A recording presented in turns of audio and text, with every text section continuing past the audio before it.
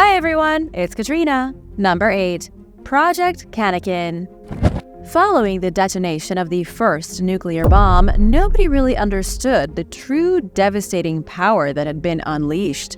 In the years after World War II finished, the governments of the world carried out controversial nuclear tests. One of the most unusual tests was carried out under the codename Project Kaneken. In 1971, the U.S. split an island in half. The test happened on November 6th in Alaska.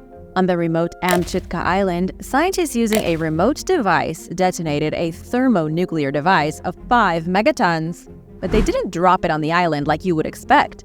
Instead, they drilled a hole and placed the device a mile underground. This bomb was 250 times more powerful than the one dropped on Hiroshima. As far as anyone knows, it was the biggest underground explosion ever made by a human bomb. The main purpose of the test was to see how feasible this kind of weapon might be in the future.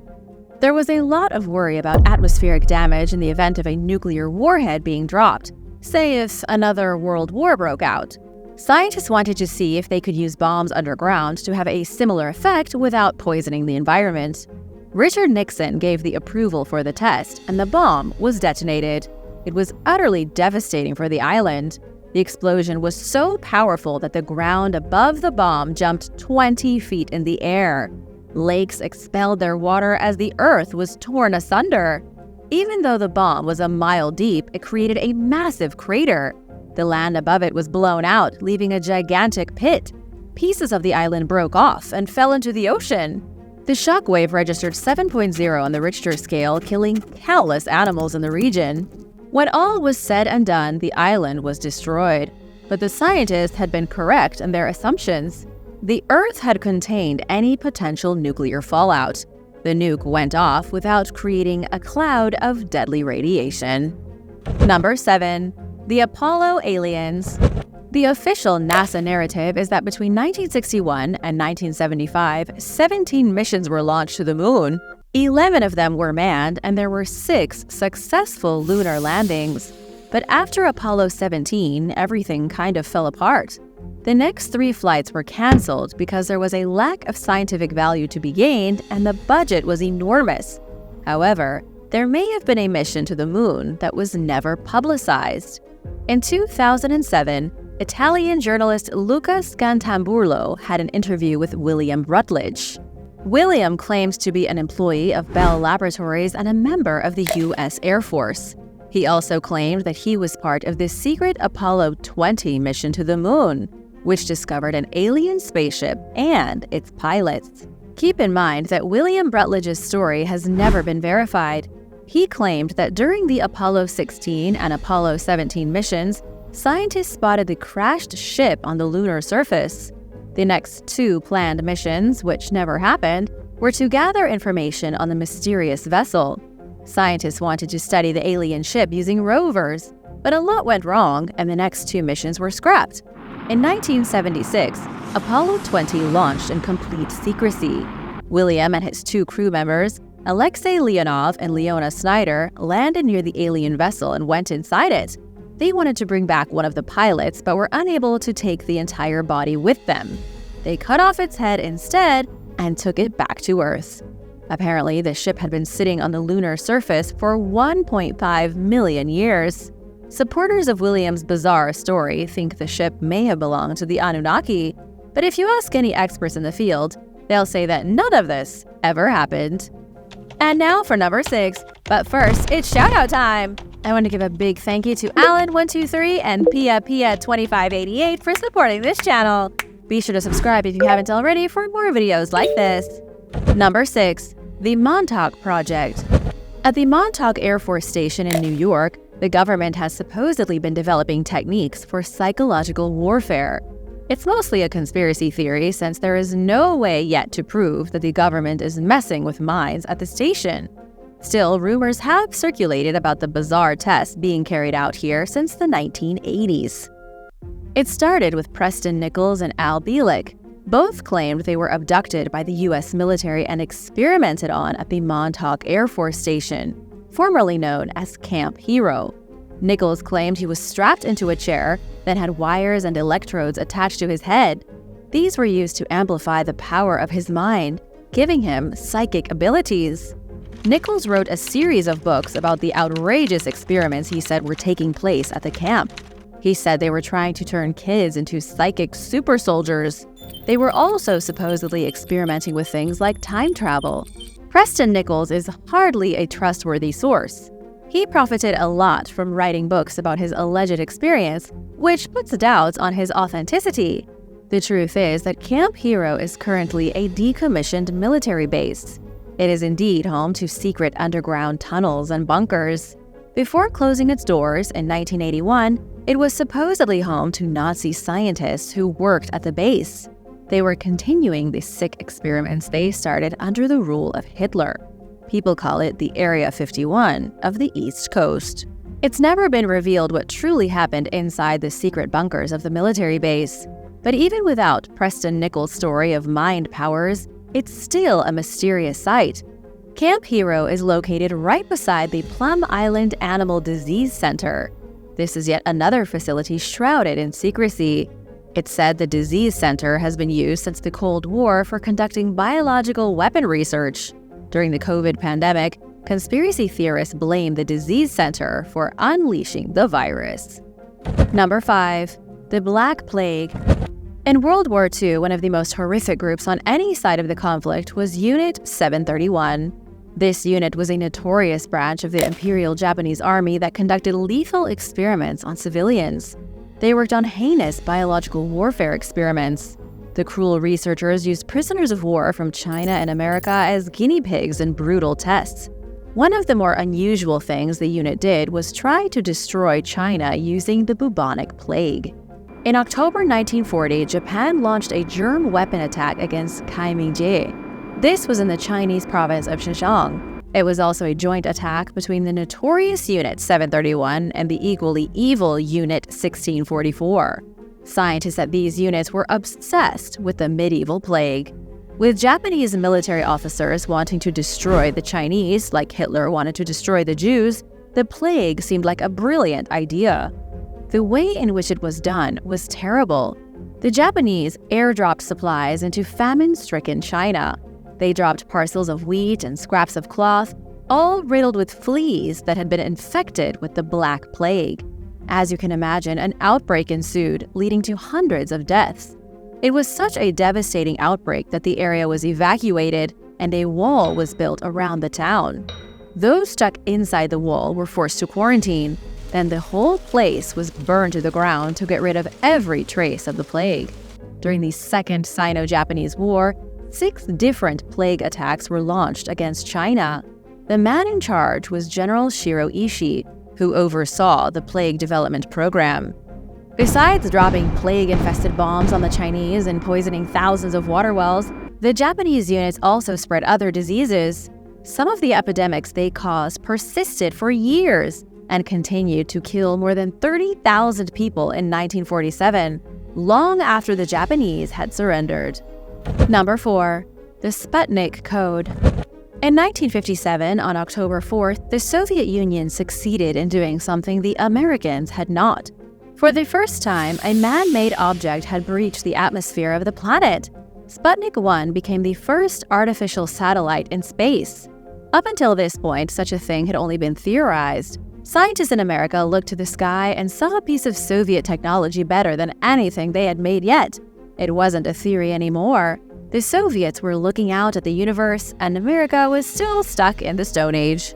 Even worse was that Sputnik 1 was emitting noise. It was transmitting beeps back to its Soviet handlers, and the Americans could hear it. The message being transmitted back to Earth was a mystery to American scientists. They tried desperately to decipher the message, learning what Sputnik was telling the Russians. But it was all for nothing. Not even the best code crackers in the United States could figure out the Sputnik code. This infuriated them to no end because anyone with a radio antenna could pick up the bleeps and bloops transmitted from space. While American scientists struggled with the code, Soviet scientists laughed. It's now known that Sputnik 1 wasn't transmitting a code at all. What American scientists were listening to were simple beeps, an audible sound made by the satellite to confirm it was in space. It was like all the best scientists in the US getting upset they couldn't figure out the meaning behind the random beeps coming from a smoke detector. But don't worry, they caught up. Number 3. Operation Satanic. On July 10, 1985, France sanctioned the bombing of a Greenpeace ship. The French government attacked a peaceful, non-war vessel that went by the name Rainbow Warrior. How can you attack a ship like that?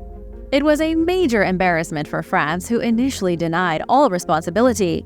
But after the secret agents responsible for the bombing were captured by police in New Zealand, the scandal broke out.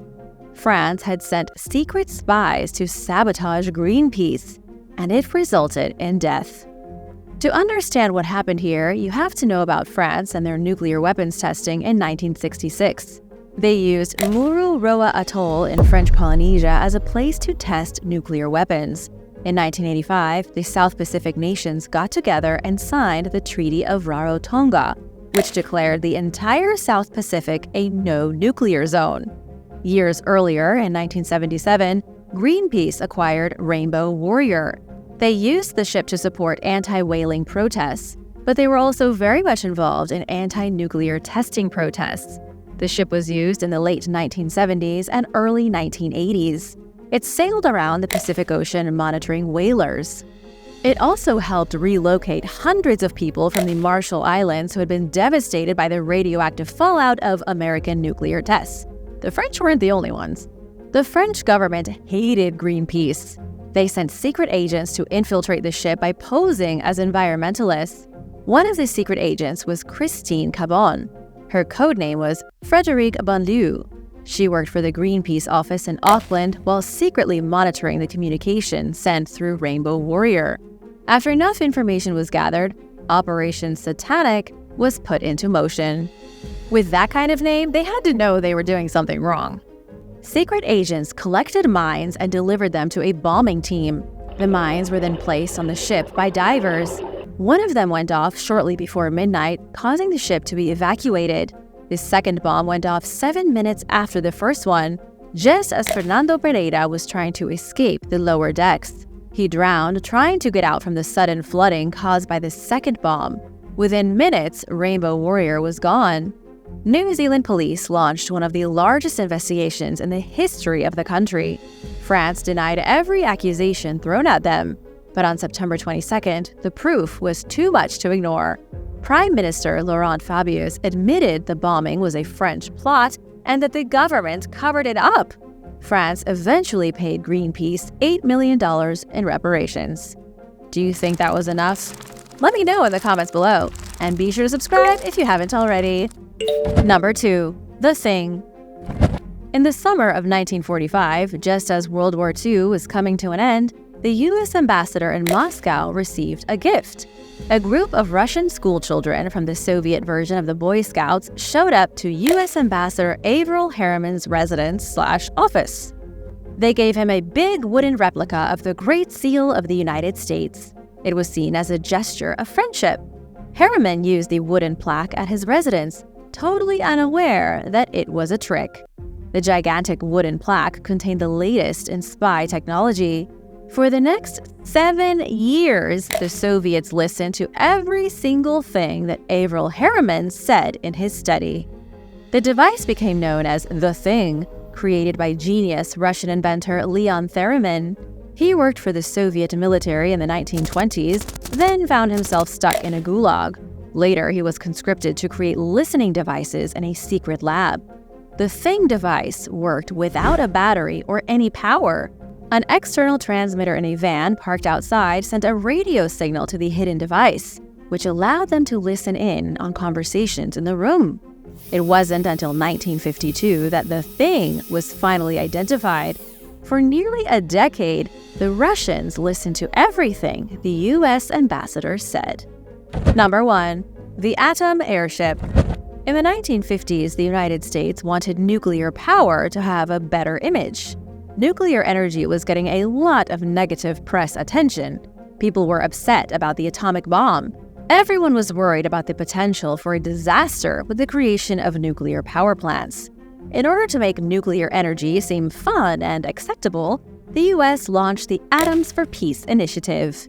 It was an effort to make nuclear science feel less frightening. Another thing that happened after the war was that the US tried to safeguard the secret of the nuclear bomb. They didn't want any other nation to gain the power of the atom, but by 1953, that was looking hopeless. The USSR became a nuclear power, and there wasn't much America could do to stop the spread of nuclear energy. On December 8, 1953, President Eisenhower turned things around with Atoms for Peace. He said since everyone had access to atomic energy, nations should just start working together.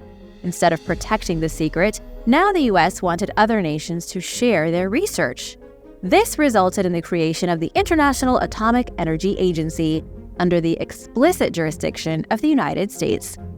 By 1958, everyone had access to nuclear secrets. It became an extremely exciting prospect for the future. Car designers wanted to put nuclear engines in their vehicles. This was the age of nuclear hope. Comic artist Frank Tinsley was one of the guys who thought nuclear energy and futuristic vehicles were fascinating. He designed a nuclear-powered airship in great detail. Though keep in mind he wasn't a real designer, just an illustrator. Nonetheless, the nuclear airship came to the attention of the US government. Congress wanted to create an atomic airship that they could use to slowly float around the world. It almost happened, but then it didn't. People were still upset about the Hindenburg Disaster of 1937. It was just too early for people to get behind a nuclear airship. Still, you have to admit it's funny that the government was getting their ideas from comic illustrators.